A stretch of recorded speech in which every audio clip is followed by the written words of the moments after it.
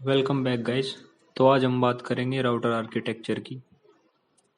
जो modern routers हैं वो फ्लीट लेवल पे पाइपलाइंड होते हैं।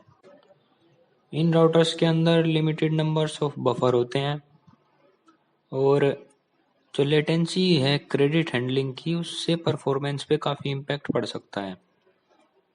क्रेडिट भी डेडलॉक की प्रॉपर्टीज़ को इफेक्ट करते हैं और अगर वर्चुअल चैनल एलोकेट हो गए बिना सारे क्रेडिट के रिटर्न हुए बगैर तो डिपेंडेंसी क्रिएट हो जाती है। जो पैकेट्स एलोकेट हो रहे हैं और जो पैकेट्स डाउनस्ट्रीम बफर में पहले से हैं, जब तक डाउनस्ट्रीम बफर के पैकेट्स खाली नहीं होंगे तब तक पैकेट्स नहीं आ सकते, क्रेडिट्स नहीं दिए जा सकते।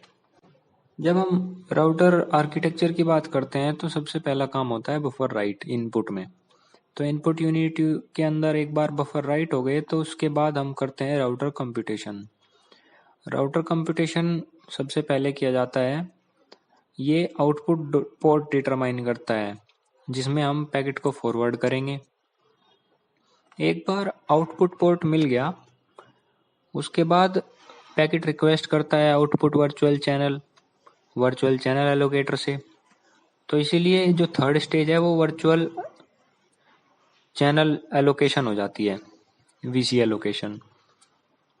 उसके बाद एक बार रूट डिटरमाइन हो गया और वर्चुअल चैनल भी एलोकेट हो गया। रूट डिटरमाइन होने का मतलब है कि पोर्ट फिक्स हो गया हमारा कि इस पोर्ट के थ्रू और इस वर्चुअल चैनल के थ्रू हमारा पैकेट का फ्लिट जाएगा। तो एक बार ये चीज़ें फिक्स हो जाती हैं अगर 3 स्टेज, तो टाइम स्लॉट फिक्स किया जाता है 4th स्टेज के अंदर, जिसको हम कहते हैं स्विच एलोकेशन स्टेज। उसके अंदर टाइम स्लॉट फिक्स करके फ्लिट को अप्रोप्रिएट आउटपुट यूनिट में भेज दिया जाता है और आउटपुट यूनिट उसके बाद नेक्स्ट राउटर के अंदर फ्लिट को भेज सकती है। तो फर्स्ट स्टेज हमारा सबसे फर्स्ट जो है वो बफर राइट होगा इनपुट के अंदर। उसके बाद routing computation, then VC allocation, then switch allocation, then we have buffer reads, then there is a switch traversal, and at last we have link traversal. So these are the stages of routing architecture, in which 4 stages are important. The first is RC, routing computation. Second is virtual channel allocation, VC allocator, और जो switch allocation है और switch traversal है। ये 4 stage, इनके बारे में हम ज़्यादा बात करेंगे। ये चारों मेन स्टेजेस हैं। उससे पहले हम कुछ जान लेते हैं वर्चुअल चैनल के स्टेट फील्ड्स के बारे में। जैसे वर्चुअल चैनल के 5 स्टेट फील्ड्स होते हैं। इनके अंदर हम इसको GROPC के उससे याद रख सकते हैं, GROPC, जहाँ G ग्लोबल स्टेट है। अब ये ग्लोबल स्टेट आइडल हो सकती है, राउटिंग में हो सकती है, ये एक VC के लिए वेट कर रही हो सकती है, एक्टिव हो सकती है, वेटिंग फॉर क्रेडिट्स हो सकती है। तो ग्लोबल स्टेट IRVAC इन 5 में से कुछ भी हो सकता है। इसको सिंपल याद रखने का तरीका है, जैसे IVR सिस्टम होता है जो हम किसी भी कस्टमर में केयर में कॉल करते हैं, तो इसको सिंपली इस तरह रख दो कि IVR AC के अंदर बैठ के बात सुना रहा है। तो IVR system AC, IVR AC। तो ये 5 स्टेज हमारी ग्लोबल स्टेट होती हैं। और ग्लोबल स्टेट फर्स्ट स्टेट है वर्चुअल चैनल स्टेट फील्ड के अंदर। सेकंड स्टेट है राउट। अब ये कहने में तो राउट लिखा हुआ है, लेकिन राउटिंग कंप्लीटेड होने के बाद इसको अटेन किया जाता है और जब फील्ड होल्ड करता है आउटपुट पोर्ट को, उसे हम राउट कहते हैं, तभी अपडेट किया जाता है। थर्ड है हमारा O, आउटपुट VC। तो वर्चुअल चैनल लोकेशन जब कंप्लीट हो जाता है, थर्ड स्टेज कंप्लीट होने के बाद अचीव होती है। तो this field hold output virtual channel of port R। आर हमने देखा था अभी, राउट जिसको मैं बोला था, वो हमारी सेकंड स्टेज थी, जो सेकंड स्टेज कंप्लीट होने के बाद अचीव होती है, अपडेट होती है। फिर हमारे पॉइंटर्स होते हैं। पॉइंटर्स कुछ नहीं, ये हेड और टेल पॉइंटर्स होते हैं, और हम इसके साथ जो आखिरी स्टेज होती है वो क्रेडिट काउंट होती है, जिसके अंदर हमारे नंबर ऑफ क्रेडिट्स जो अवेलेबल हैं डाउनस्ट्रीम बफर्स में इन आउटपुट वर्चुअल चैनल और आउटपुट पोर्ट के लिए। तो हमने 5 स्टेज देखी, G for global, R for route, O for output VC, P for pointers, C for credit count.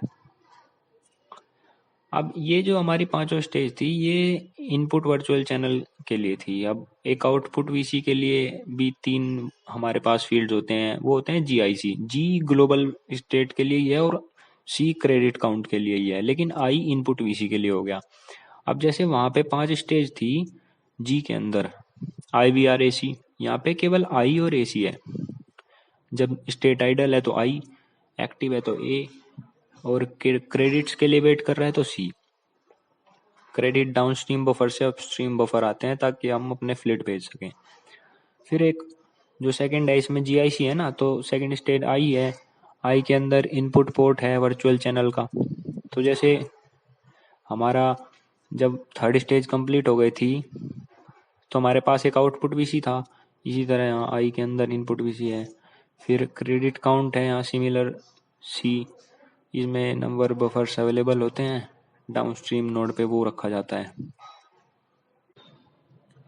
अच्छा, अब यहाँ पे नोट करने वाली जो बात है वो ये है कि जब आउटपुट स्पीड अप होता है, मतलब स्विच आउटपुट स्पीड अप ज़्यादा होता है आउटपुट की स्पीड, तो जो आउटपुट यूनिट है वो फीफो का यूज़ करती है, मतलब जो शेड्यूलिंग के लिए फीफो यूज़ होती है आउटपुट वीसी के अंदर। अब हम बात करेंगे राउटिंग पाइपलाइन की। तो ये जो फिगर गिवन है, इसके अंदर 1 क्लॉक साइकिल में सारे काम होते हैं, और किसी भी स्टेज पे स्टॉल हो सकता है, रुक सकता है ये। जब शुरुआत होती है तो हेड फ्लिट पहुंचती है हमारे वर्चुअल चैनल के पास। तो फर्स्ट स्टेज पे जो हमारी ग्लोबल स्टेट है वो राउटिंग में चेंज हो जाती है, उससे पहले ये आइडल रहती है। तो जो सबसे पहली स्टेज वैसे तो बफर राइट होती है, लेकिन मैंने आपको कहा था हम 4 पे फोकस करेंगे, तो जो राउटिंग कंप्यूटेशन है वो हम यहाँ पे फर्स्ट स्टेज लेके चल रहे हैं। उसके कंप्लीट होने के बाद हम जो अचीव करते हैं वो होता है जी इक्वल्स टू आर, हमारा पोर्ट फिक्स हो गया। उसके बाद हम सेकेंड साइकिल के अंदर हेड फ्लिट हमारी सेकेंड साइकिल में पहुंचती है, बॉडी फ्लिट हमारी फर्स्ट साइकिल में पहुंचती है अपने सेकेंड साइकिल के अंदर बॉडी फ्लिट फर्स्ट प्लेस पे पहुंचती है और हेड फ्लिट सेकंड प्लेस पे पहुंचती है, क्योंकि ये पाइपलाइन के अंदर है तो अब ऐसे ही पीछा करेंगे एक दूसरे का। जब हमारी second stage V A finish हो जाती है तो ग्लोबल स्टेज चेंज हो जाती है वी के अंदर। इसका मतलब है कि हमारा जो आउटपुट चैनल है वो फिक्स हो गया है। जब जी इक्वल्स टू आर हुआ था तो हमारा पोर्ट फिक्स हुआ था, अब हमारा आउटपुट वीसी भी फिक्स हो गया है। तो यहाँ जो ध्यान देने वाली बात है वो ये है कि जो ये पहली 2 मेन स्टेजेस हैं, आरसी और वीए, routing computation and virtual channel allocation, ये पर पैकेट होती हैं, मतलब हेड फ्लिट के लिए होंगी, बाकी के लिए नहीं होंगी। लेकिन उसके बाद जो 2 स्टेजेस हैं जिनकी हम अभी बात करेंगे, जो स्विच एलोकेशन और स्विच ट्रैवर्सल है, वो हर एक फ्लिट के लिए होगी। जैसे हेड फ्लिट है और 2 बॉडी फ्लिट और टेल फ्लिट है, तो हमारे पास इन टोटल 4 फ्लिट हैं। तो पैकेट पूरा मूव करने पे ये स्विच एलोकेशन और स्विच ट्रैवर्सल 4 बार परफॉर्म होंगे, और हेड फ्लिट के लिए केवल राउटिंग कंप्यूटेशन और वर्चुअल एलोकेशन भी यूज होगा, लेकिन बाकियों के लिए आरसी और वीए एग्जेम्प्टेड है।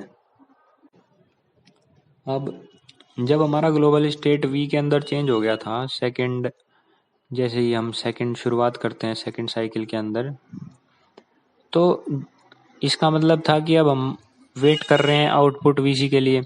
लेकिन जब सेकंड साइकिल भी फिनिश हो जाएगा और हम थर्ड के अंदर पहुंचेंगे, उसका मतलब है कि हमें वर्चुअल चैनल भी एलोकेट हो गया है।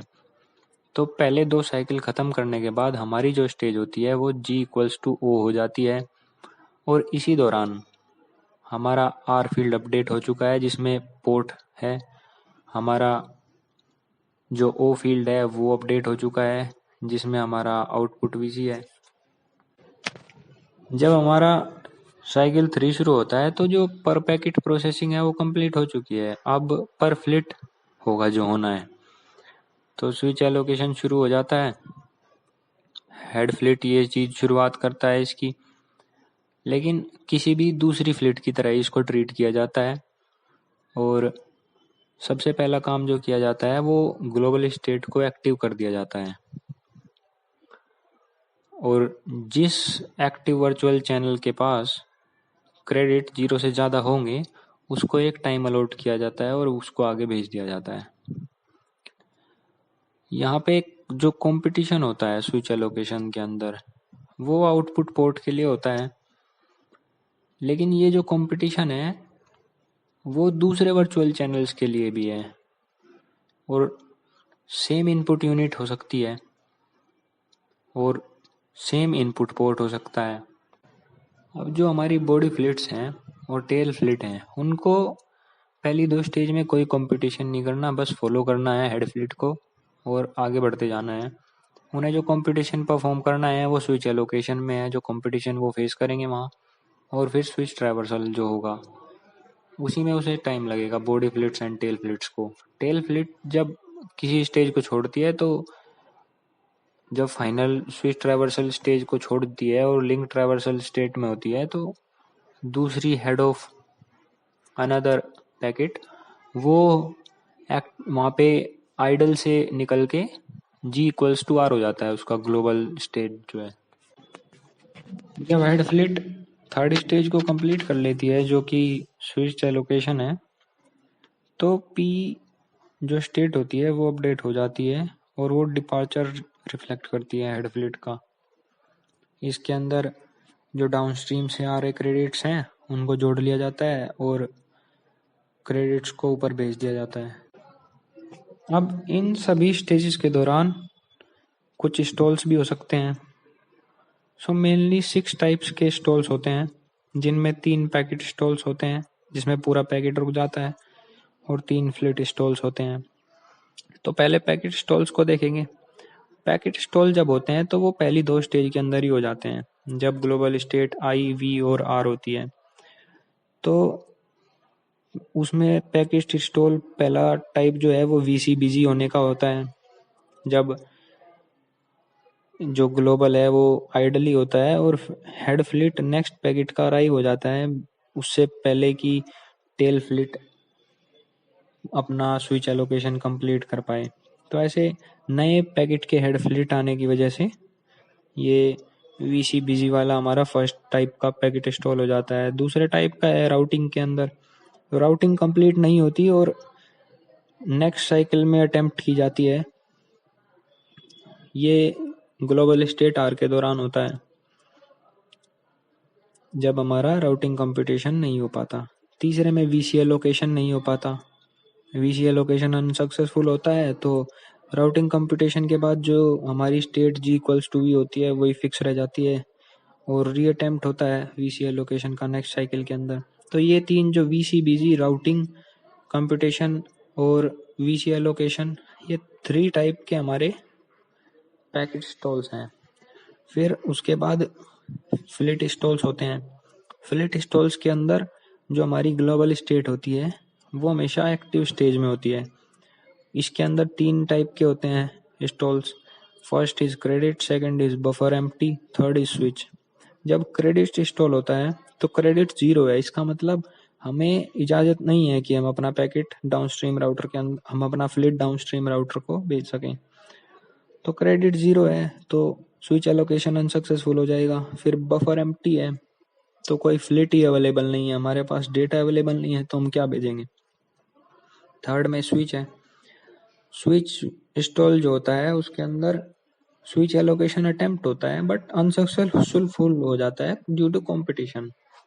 सो इसमें हमारे पास क्रेडिट्स भी अवेलेबल होते हैं, डेटा भी अवेलेबल होता है, बट बफर्स जो बफर्स भी अवेलेबल है नेक्स्ट स्टेज के अंदर, बट जो कंपटीशन है उसकी वजह से स्विच एलोकेशन अनसक्सेसफुल हो जाता है।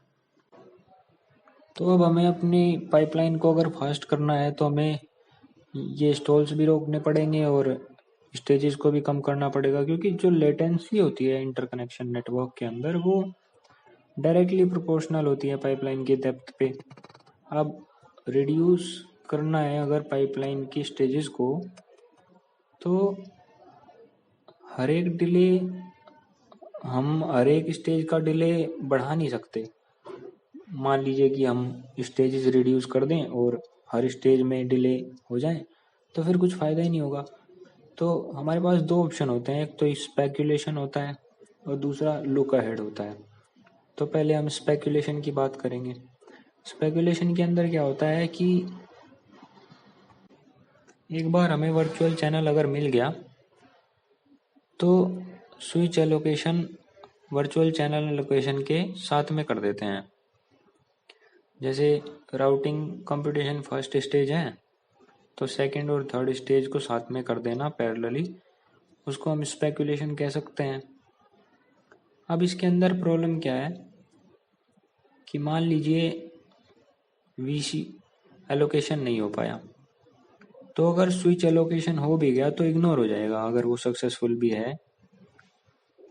सो स्पेकुलेशन का फायदा ही नहीं हुआ कुछ, हमारे पास वैसे भी 2 साइकिल लगने थे। अभी अगर वर्चुअल चैनल का एलोकेशन ही नहीं होगा तो स्विच एलोकेशन नहीं हो पाएगा। इसके अंदर फिर हम प्रायोरिटी देने की कोशिश करते हैं। तो प्रायोरिटी दे के हम ये सक्सेसफुल करना चाहते हैं कि वीसी एलोकेट हो जाए और हम श्योरिटी चाहते हैं। इस श्योरिटी के लिए हम इसको राउटर को लाइटली लोडेड ही ले सकते हैं। अगर क्यूइंग डिले पाइपलाइन के डिले से ज़्यादा होगा तो ये सक्सेसफुल नहीं हो पाएगा। तो क्यूइंग डिले कम होना चाहिए पाइपलाइन के डिले से, और अगर ये हैविली लोडेड है तो चांसेस हैं कि ये सक्सेसफुल नहीं हो पाएगा। जो हमारा स्पेकुलेशन है वो एक निगेटिव वे में चला जाएगा और हमारी ना तो स्टेज कम होंगी ना टाइम कम होगा। जो दूसरा पार्ट है वो है लुक अहेड। ये एक बेटर ऑप्शन है। इसके अंदर हम जो राउटिंग कंप्यूटेशन है वो नेक्स्ट पैकेट के लिए करते हैं। नेक्स्ट पैकेट की जो हेड फ्लिट है हम उसके लिए राउटिंग कंप्यूटेशन करते हैं, और जब उसका टर्न आता है तो हमारे पास पहले से पोर्ट फिक्स होता है, क्योंकि राउटिंग कंप्यूटेशन हमें आउटपुट पोर्ट फिक्स करके देता है। उसके साथ हम VC allocation, switch allocation, switch traversal इन तीनों को एक साथ डाल देते हैं। तो हमारा जो हेड फ्लिट है वो सिंगल साइकिल के अंदर ये तीनों स्टेज जो सेकंड, थर्ड और फोर्थ स्टेज है इसको अचीव कर लेती है, और राउटिंग कंप्यूटेशन इसने पिछले पैकेट के साथ ही कर चुकी है पैरेलली। तो हेड फ्लिट हमारी सिंगल स्टेज में आगे बढ़ जाती है। सिमिलरली अब बॉडी फ्लिट को आरसी और वीए की ज़रूरत तो है नहीं, तो इसका भी जो स्विच एलोकेशन और स्विच ट्रैवर्सल है वो साथ ही में हो जाता है। अब हम बात करेंगे राउटर के डेटा पाथ कंपोनेंट जो होते हैं। उसमें सबसे पहले इनपुट बफर्स हैं। अब ये जो इनपुट बफर्स हैं ये फ्लिट को होल्ड करते हैं जब वो वर्चुअल चैनल के लिए वेट कर रही होती हैं, स्विच बैंडविड्थ के लिए वेट कर रही होती हैं, या चैनल बैंडविड्थ के लिए वेट कर रही होती हैं। इनपुट बफर्स सेंट्रलाइज भी हो सकते हैं, पार्टीशन भी हो सकते हैं। अब पार्टीशन के अंदर ये फिजिकल चैनल के अक्रॉस पार्टीशन हो सकते हैं या वर्चुअल चैनल के अक्रॉस भी पार्टीशन हो सकते हैं। जो सेंट्रल फर्स्ट टाइप है सेंट्रल बफर, उसके अंदर एलोकेशन में फ्लेक्सिबिलिटी हमें मिलती है, लेकिन इम्प्रैक्टिकल है क्योंकि उसके अंदर हमें बैंडविड्थ नहीं मिल पाती। और अगर इसको एक एग्जांपल से समझें तो जैसे मान लीजिए नंबर ऑफ इनपुट पोर्ट्स हैं हमारे पास n, तो जो बैंडविड्थ रिक्वायरमेंट होगी हमारी सेंट्रल मेमोरी की, वो जो पोर्ट की बैंडविड्थ है उसका 2n टाइम्स हो जाएगी, उससे भी ज़्यादा। सो मान लीजिए अगर हमारे पास 8 इनपुट पोर्ट हैं तो जो पोर्ट की बैंडविड्थ होगी कुछ, मान लीजिए x है, तो वो 16x टाइम्स, उससे भी ज़्यादा हमें सेंट्रल मेमोरी की बैंडविड्थ चाहिएगी। अब ये डबल क्यों हो रहा है, 2n टाइम्स क्यों हो रहा है? क्योंकि n टाइम्स राइट करना है, n टाइम्स रीड करना है, इसलिए हमें ये double number of input ports times of port bandwidth की रिक्वायरमेंट हो जाती है। अगर बैंडविड्थ बढ़ जाती है तो लेटेंसी भी बढ़ जाती है, जो कि अच्छी बात नहीं है। तो डीसीरियलाइजेशन जब होता है तो सीरियलाइजेशन वापस करने के लिए बड़ी प्रॉब्लम होती है। इतनी बड़ी मेमोरी के अंदर अगर अलग अलग प्लेस पे हमारी फ्लिट्स रखी हुई हैं डीसीरियलाइज होके, अगर हम उनको सीरियलाइज करने में लगेंगे तो हमारी लेटेंसी वैसे ही ज़्यादा आनी चाहिए। तो इसलिए इसको कुछ फ्लेक्सिबिलिटी और इसमें स्विच की ज़रूरत नहीं है, केवल इस तौर पे हम यूज़ नहीं कर सकते। हालांकि इसमें स्विच की ज़रूरत भी नहीं होती, सेंट्रल जो हमारा सिस्टम है, सेंट्रल मेमोरी सिस्टम, लेकिन मल्टीप्लेक्सर्स और डीमल्टीप्लेक्सर्स तो चाहिए, क्योंकि मेमोरी के अंदर कुछ डालना है तो उसके अंदर कुछ तो हम कंप्यूटेशन करेंगे कि किसको कहाँ डालें, और जब उसको निकालेंगे मेमोरी से फ्लिट्स को तो तब भी हमें कुछ कंप्यूटेशन करना होगा। तो इसलिए हमें स्विच की ज़रूरत ना होते हुए भी स्विच की ज़रूरत होती है। सो सेंट्रल मेमोरी को इसलिए लोग प्रिफर नहीं करते। तो सेकंड ऑप्शन हमारे पास वही होता है कि हम वर्चुअल चैनल के अक्रॉस बफर्स को शेयर कर देते हैं। तो बैंडविड्थ तो सेम ही रहती है, जो टोटल बैंडविड्थ रिक्वायरमेंट है वो 2n times of port bandwidth रहती है, लेकिन लेटेंसी कम हो जाती है। अब लेटेंसी इसलिए कम हो गई क्योंकि इसमें मेमोरी जो है वो बट गई, मेमोरी अब इकट्ठा नहीं है। जैसे उसके अंदर हम अलग अलग जगह पे अगर फ्लिट रख देते थे डिसेंट्रलाइज करके, तो वापस उनको सीरियलाइजेशन करने के लिए बड़ा टाइम लगता था, लेकिन यहाँ पे मेमोरी को हम तोड़ देते हैं। तो मेमोरी जब हम एक बार तोड़ देंगे तो उसके अंदर छोटी छोटी मेमोरी है, उसमें सीरियलाइज हो जाएंगी इजीली। जो हमारे पास थर्ड ऑप्शन है कि हर मेमोरी, हर एक सेपरेट वीसी के लिए हर एक सेपरेट मेमोरी हो, तो इसके अंदर हमें प्रॉब्लम फेस करनी होती है, क्योंकि स्विच जो होता है वो मल्टीपल वीसीज को एक्सेप्ट कर सकता है, एक्सेस कर सकता है, और डिफरेंट चैनल्स होते हैं, physical channels in a single cycle. अब इससे इनपुट का स्पीड अप तो बढ़ जाता है, हमारे पास अच्छे से डेटा आ रहा है जल्दी जल्दी, और हम जो मेमोरी का यूटिलाइजेशन है वो बेकार हो जाता है। कुछ वीसीज खाली पड़े रहते हैं और बिजी वीसीज हो जाते हैं, कुछ ओवरहेड हो जाता है छोटी मेमोरी की वजह से। सो आफ्टर ऑल, अगर हम बफर्स को वीसी के अक्रॉस शेयर कर रहे हैं तो वो हमारे लिए सबसे किफ़ायती टेक्निक होती है। अगर हम उस सेंट्रल कर रहे हैं तब भी हमारे लिए उतना अच्छा नहीं है, क्योंकि उसमें लेटेंसी ज़्यादा है। बैंडविड्थ तो सेम ही है, बैंडविड्थ हमारी अगर हम बफर वीसी के अक्रॉस शेयर कर रहे हैं तो सेंट्रल मेमोरी के लिए सेम ही है। वो जो 2n टाइम्स होगा, वो अगर n number of input ports हैं और x एक सिंगल पोर्ट की बैंडविड्थ है, तो टोटल बैंडविड्थ रिक्वायरमेंट 2nx ही होगी, या उससे ज़्यादा होगी तो अच्छी बात है।